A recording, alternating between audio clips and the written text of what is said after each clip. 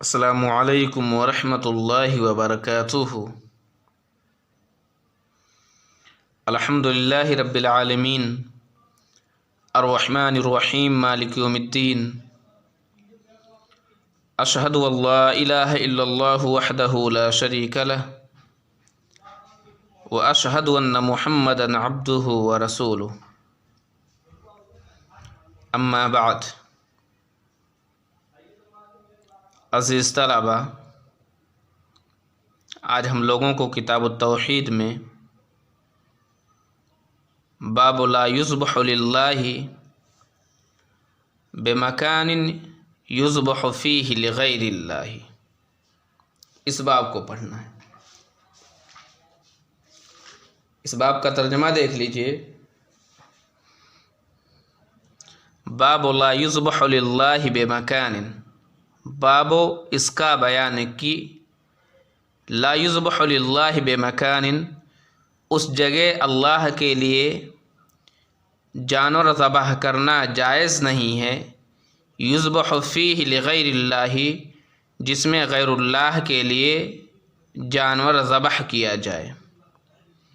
باب لا یذبح للہ بمکان یذبح فیہ لغیر اللہ، اس کا بیان کی اس جگہ اللہ کے لیے جانور ذبح کرنا حرام ہے، جانور ذبح کرنا جائز نہیں ہے، یذبح فیہ لغیر اللہ، جس جگہ میں غیر اللہ کے لیے جانور ذبح کیا جائے۔ اس باب کا مطلب کیا ہے؟ اس باب کا مطلب یہ ہے کہ اگر کوئی جگہ ہے جہاں غیر اللہ کے لیے جانور ذبح کیا جاتا ہے تو اس جگہ پر اللہ کے لیے جانور ذبح کرنا درست نہیں ہے، جائز نہیں ہے، بلکہ کیا حرام ہے۔ بات سمجھ میں آ رہی ہے؟ باب کا مطلب سمجھ میں آ گیا؟ جس جگہ پر غیر اللہ کے لیے جانور ذبح کیا جاتا ہے یا جانور ذبح کیا جاتا تھا، یعنی وہ جگہ غیر اللہ کے لیے خاص تھی، اب اس جگہ پر اللہ رب العالمین کے لیے جانور ذبح کرنا درست نہیں ہے، جائز نہیں ہے، بلکہ حرام ہے۔ اس کی دلیل کیا ہے؟ پہلی دلیل دیکھ لیے، وقول اللہ تعالی لا تقم فیہ ابدا، وقول اللہ تعالی، اور اللہ رب العالمین کا فرمان ہے، لا تقم فیہ ابدا، لا تقم آپ نہ کھڑے ہوں، فیہ اس میں، ابدا کبھی بھی۔ وقول اللہ تعالی، اور اللہ رب العالمین کا فرمان ہے، لا تقم فیہ ابدا، لا تقم آپ نہ کھڑے ہوں، فیہ اس میں، ابدا کبھی بھی۔ فیہ میں جو ہو کی ضمیر ہے وہ مسجد ضرار کی طرف لوٹ رہی ہے۔ وقول اللہ تعالی، اور اللہ رب العالمین نے فرمایا، لا تقم فیہ ابدا، آپ اس میں کھڑے نہ ہوں، یعنی آپ مسجد ضرار میں کھڑے نہ ہو۔ یہاں کھڑے ہونے کا مطلب یہ ہے کہ آپ اس مسجد میں نماز ادا نہ کریں۔ اس کے تعلق سے ایک واقعہ ہے، مسجد ضرار کو جن لوگوں نے بنایا تھا، جب ان لوگوں نے اس مسجد کی تعمیر مکمل کر لی، پھر وہ نبی اکرم صلی اللہ علیہ وسلم کے پاس آئے اور انہوں نے آپ صلی اللہ علیہ وسلم سے کہا کہ اللہ کے رسول صلی اللہ علیہ وسلم، اگر آپ اس مسجد میں نماز پڑھا دیں تو ہمیں خوشی ہوگی۔ ہم نے اس مسجد کو اس لیے بنایا ہے تاکہ کمزور اور بیمار لوگ اس میں نماز پڑھ سکیں، یا اسی طرح سے جب سردی ہو تو سردی کی راتوں میں لوگ آ کر کے یہاں نماز پڑھ سکیں۔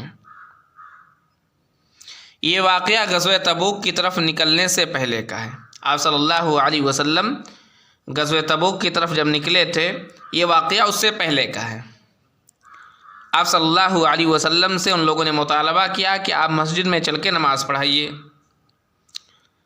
آپ صلی اللہ علیہ وسلم نے فرمایا کہ ابھی تو ہم لوگ غزوہ تبوک کی تیاری میں مشغول ہیں، واپسی پر انشاءاللہ آئیں گے اور نماز بھی پڑھیں گے۔ آپ صلی اللہ علیہ وسلم نے کیا کہا کہ ابھی ہم لوگ غزوہ تبوک کی تیاری میں مشغول ہیں، جب ہم لوگ غزوہ تبوک سے واپس آ جائیں گے تو یہاں آ کر کے نماز بھی ادا کریں گے۔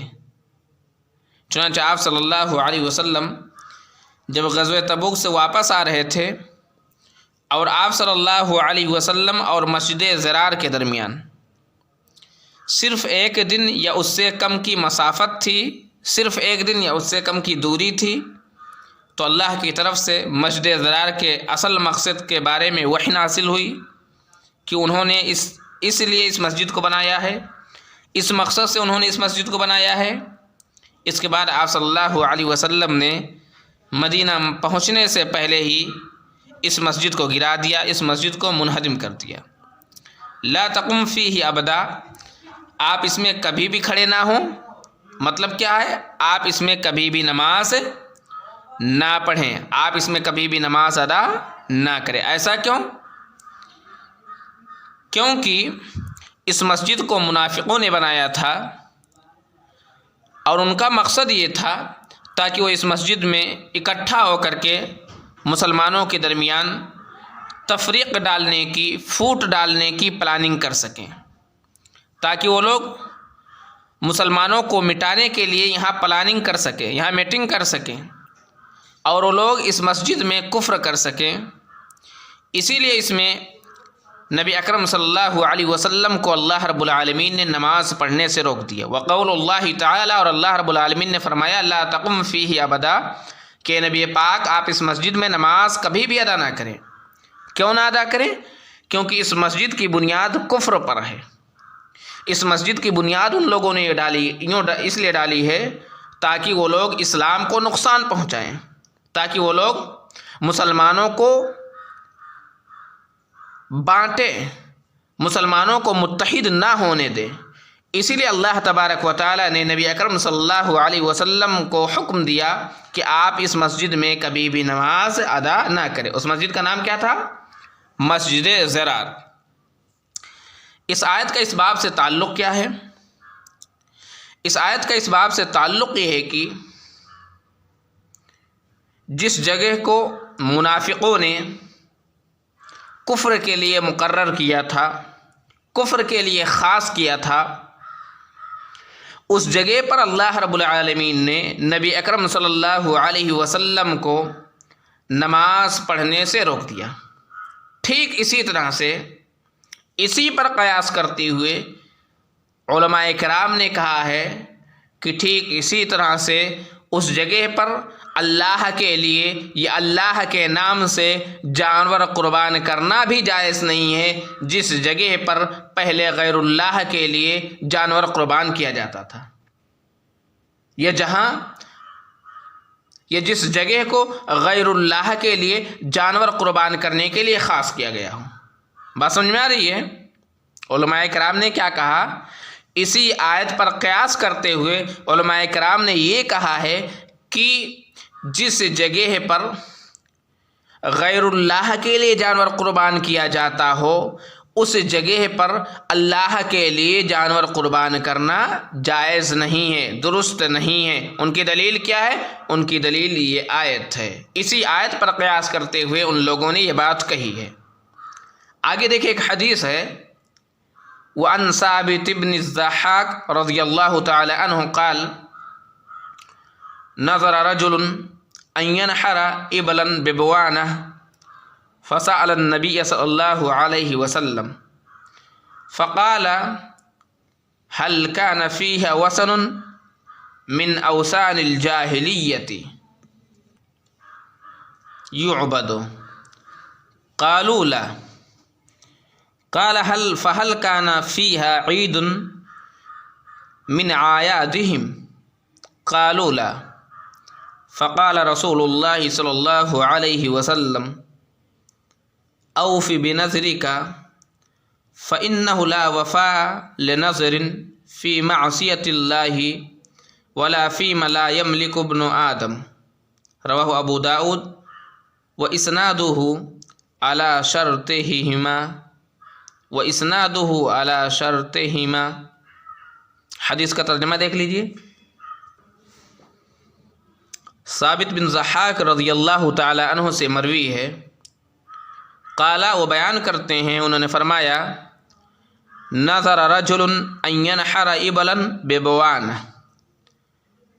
नज़र रजुलन, एक आदमी ने नज़र मानी, अन यनहर इबलन बिबवाना, कि वो कुछ ऊँट बुआना नामी जगह पर क़ुर्बान करेगा। नज़र रजुलन, एक आदमी ने नज़र मानी, अन यनहर इबलन, कि वो कुछ ऊँट क़ुर्बान करेगा, कुछ ऊँट ज़बह करेगा, बेबवाना, बुआना नामी जगह पर। फ़सअल नबी सल्लल्लाहु अलैहि वसल्लम, तो उस आदमी ने नबी अकरम सल्लल्लाहु अलैहि वसल्लम से सवाल किया, नबी अकरम सल्लल्लाहु अलैहि वसल्लम से पूछा। फ़क़ाला, तो आप सल्लल्लाहु अलैहि वसल्लम ने बयान फरमाया, हल कान फ़ीहा वसनुन मिन अवसानिल जाहिलियत युअबदु, क्या उस जगह में जाहिलियत के बुतों में से कोई बुत था जिसकी लोग इबादत करते थे। हल कान फ़ीहा वसनुन मिन अवसानिल जाहिलियत युअबदु, क्या उस जगह में जाहिलियत के बुतों में से कोई बुत था जिसकी इबादत की जाती थी। कालू, उन लोगों ने कहा, ला, नहीं। काला, इसके बाद आप सल्लल्लाहु अलैहि वसल्लम ने कहा, फ़हल कान फ़ीहा ईदुन मिन आयादिहिम, तो क्या उसमें उनके ईदों में से कोई ईद मुनाकिद होती थी। फ़हल कान फ़ीहा, तो क्या उसमें होती थी ईदुन मिन आयादिहिम, उनके ईदों में से कोई ईद। फ़हल कान फ़ीहा ईदुन मिन आयादिहिम, तो क्या उनके ईदों में से कोई ईद उसमें मुनाकिद होती थी। क़ालू ला, तो उन लोगों ने कहा नहीं। फ़क़ाल रसूलुल्लाह सल्लल्लाहु अलैहि वसल्लम, तो अल्लाह के रसूल सल्लल्लाहु अलैहि वसल्लम ने फरमाया, औफ़ी बिनज़रिका, तुम अपने नज़र को पूरा करो। औफ़ी, तू पूरा कर, बेनज़रिका, अपनी नज़र को। फ़इन्नहु ला वफ़ा लिनज़रिन फ़ी मअसियतिल्लाहि, और इस बात को भी अच्छी तरह से जान लो कि ला वफ़ा लिनज़रिन फ़ी मअसियतिल्लाहि, अल्लाह की मासियत में नज़र को पूरा करना दुरुस्त नहीं है। वला फ़ीमा ला यमलको इब्न आदम, और ना ही उस नज़र को पूरा करना दुरुस्त है जो इंसान की मिल्कियत में ना हो, जो इंसान के बस में ना हो।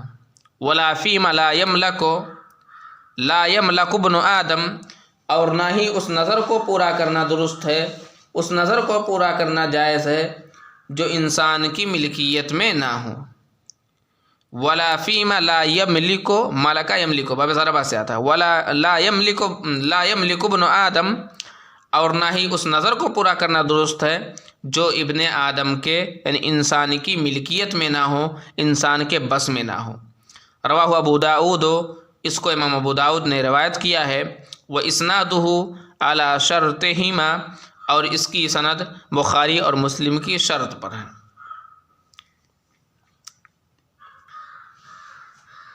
आगे देखिए, साबित बिन ज़हाक रज़ियल्लाहु ताला अन्हु एक सहाबी हैं, वो बयान करते हैं कि नज़र रजुलन अन यनहर इबलन बिबवाना, एक आदमी ने नज़र मानी कि वो कुछ ऊँट ज़बह करेगा बुआना नामी जगह पर।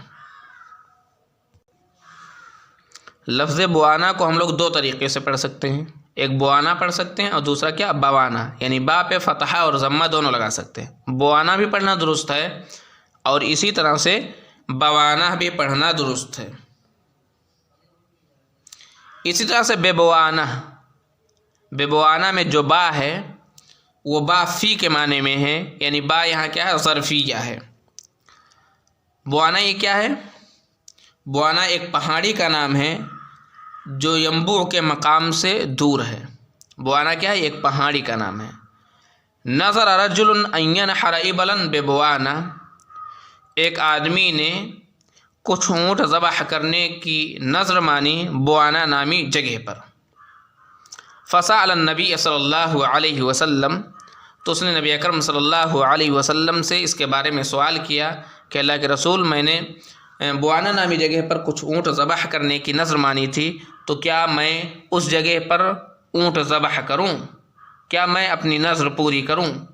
فقال، تو آپ صلی اللہ علیہ وسلم نے سوال کیا، آپ صلی اللہ علیہ وسلم نے کہا، هل كان فيها وثن من اوثان الجاہلیت یعبد، کیا اس جگہ میں جاہلیت کے بتوں میں سے کوئی بت تھا جس کی عبادت کی جاتی تھی، جس کو مشرکین پوجتے تھے؟